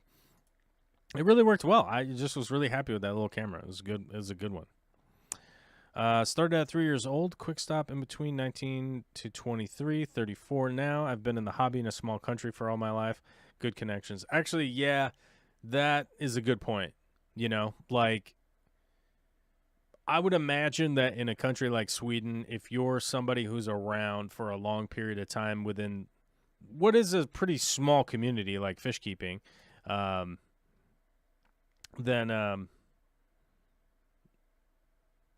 yeah, I would imagine. I would imagine that you know a lot of people, and they would probably give you a little bit of a better deal. I would imagine. I would imagine that would come up.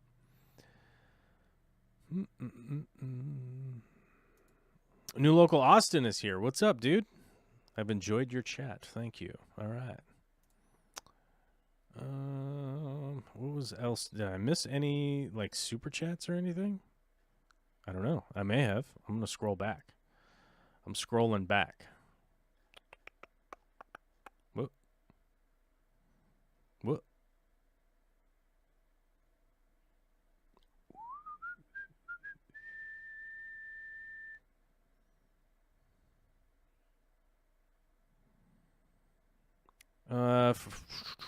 Freshwater ichthyology said, never heard of rust being toxic. I know of plastics not designed for the aquarium food safe could be and have been an issue if they're there long term. Yeah, I mean, I would imagine with like any plastics or anything like that, any petroleum-based nonsense is eventually going to break down. I feel like before that becomes an issue is that its actual performance is probably going to become an issue. A lot of vinyl and stuff like that just doesn't last a long time, especially if there's a lot of light and water and flow and heat and all that kind of stuff contacting them at all points will eventually deteriorate, like that's just a reality that we all have to kind of deal with if we're going to be building stuff like that, which is why I kind of recommend people to use more permanent fixtures like Spaflex piping, PVC coupling of stuff, build things in a permanently plumbed way, so you don't have to worry about that kind of stuff. Obviously, it's a little more time and a little bit more investment, but if you think about the long-term benefit, that's really where it's going to pay off. You know what I mean? Is like if something is plumbed in place with the proper materials and the proper stuff used, you're not going to have to continue revisiting it or having problems with it. So, yeah. Belgium is number 1 in soccer for men, but still haven't won anything from what I know. That's weird. Reading stats, they are awesome and almost never lose. Soccer is incredibly difficult to keep track of internationally. I'm sorry. Football, it's just so difficult. I find it incredibly difficult at times to keep track of international soccer stuff. Now, it could be my fault. Could be my fault for just not knowing. But you guys have stuff where like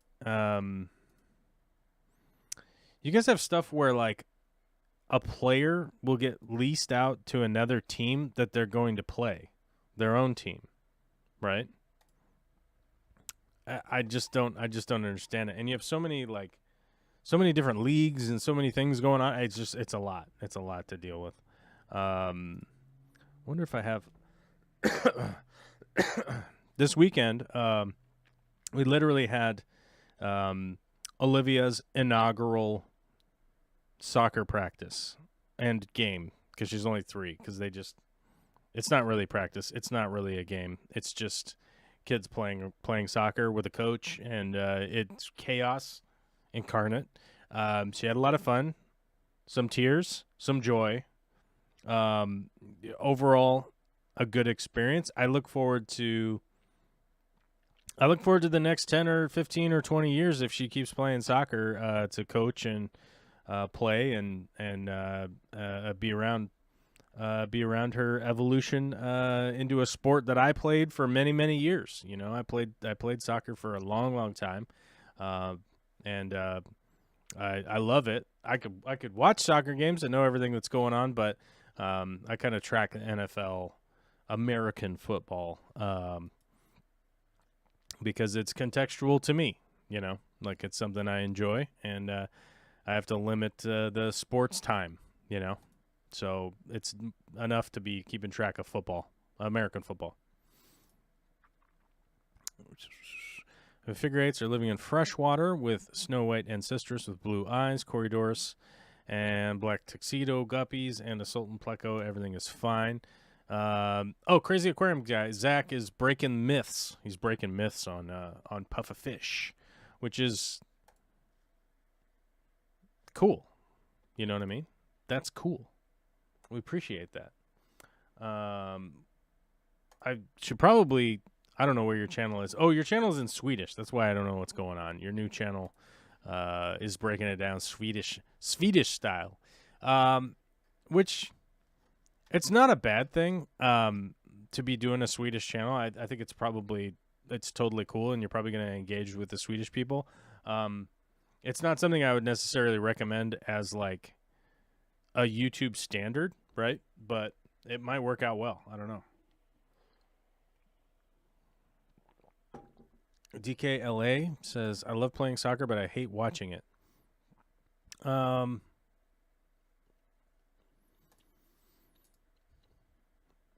of the things I really like about watching soccer is that the match is really not going to get out of hand lengthwise. It's going to be 45 minutes. It's going to be 45 minutes. It's going to be an hour and a half, with a little break in the middle. You know what I mean? It's going to be that long. Yeah, there's stoppage time, but it's like 90 seconds or something, Whereas, American football, basketball, baseball, any of that kind of stuff, it's just open-ended chaos. It's open-ended chaos. The new NFL rules during the regular season is they don't let ties exist, or they don't let overtime happen over and over and over again like they used to. So now you end up with ties, is what I was trying to say. They let ties be the complete game.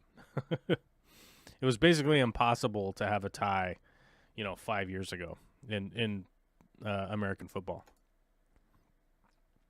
If you get the top 2 or 3 in your country, you'll get the chance to play European Cups. Championship League is number 1. And most countries have domestic cups also. Then the rest is national tournament. See? Chaos. Chaos. Chaos. Chaos reigns supreme. Like American football, you have the NFL. And then you have college football, which is essentially the younger kids in college, right? University players. I don't follow that. It's way too much. It's way too much to follow college football. I can't do it. It's way too much. Too many players, too many programs, too many coaches. It's just way too much. So yeah, it becomes too much for me. I can't do it. My cousin messaged me this weekend, and he was like, "Are you watching the University of Washington game?" It's like, nope, I'm not. Because I can't follow it. I'm like, it's too much. It's too much, guys.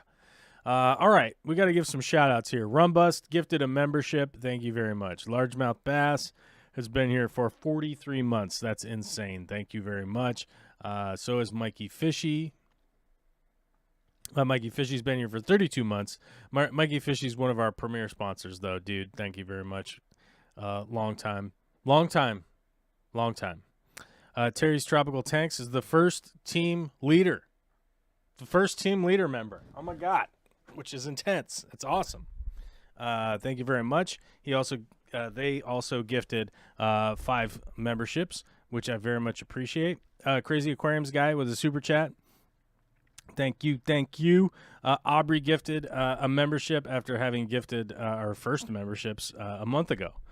Very much appreciate that. Rumbust has been here for 31 months. My God, I appreciate it so much. Hopefully I answered everybody's questions today. Hopefully you had fun. Maybe you learned nothing. Maybe you just learned that I don't know anything about Belgium, right? That would help. That would help your life. It would help your life a lot. Thanks everybody for hanging out. I got to get back to editing for the next hour and a half, and hopefully I get this middle section of this video kind of cohesive. I want to get it cohesive and kind of making sense. And then I got to get my daughter from preschool. I got to pick her up, and then we got to do dinner. And then Vicky is in meetings all day and all night. She's in meetings until like 9 o'clock tonight since 7 this morning or whatever, 8 this morning. That'll be Monday, and I am back to no longer being in the office for the rest of the week. But it's gonna be a fun week. I get to build a bunch of stuff, get to cut a bunch of wood, get to fish tank a bit, pull some wire, build some other stuff, do some plumbing. You know what I mean? Just the regular, all crazy work stuff all the time. You know what I mean? So be doing that this week. I'm not sure what the plan is this weekend. I have to look at my calendar. We got soccer on Saturday. We got some other stuff. Yeah. Coming back after November 6th. What? Oh. November 6th? November 8th is voting day, guys. You better vote. Yeah. $14,000 US. That's a lot, man. That's a lot of back taxes, bro. I hope you figure that out, Zach. All right. I love you guys. I'll be back next week at the very least, on Monday next week. Unless I'm sick or whatever, you know how it is. Things happen. But I hope everyone has a fantastic work week. I'll be on with Dr. Black tomorrow evening, America time. But Wednesday noontime, Australia. And I have no idea what's going on in Europe when that time is happening. I don't know what's up. So we'll be there tomorrow night talking about whatever is going on. I have no clue. I wasn't there last week, so we don't have a plan. But love you guys. I'll talk to you later. And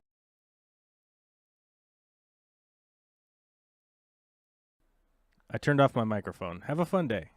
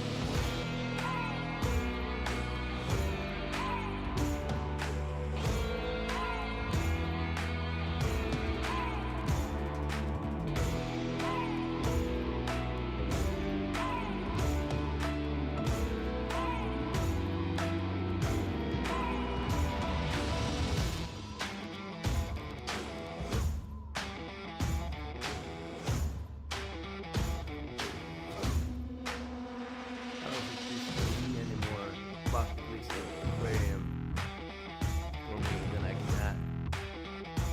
12 great puffers,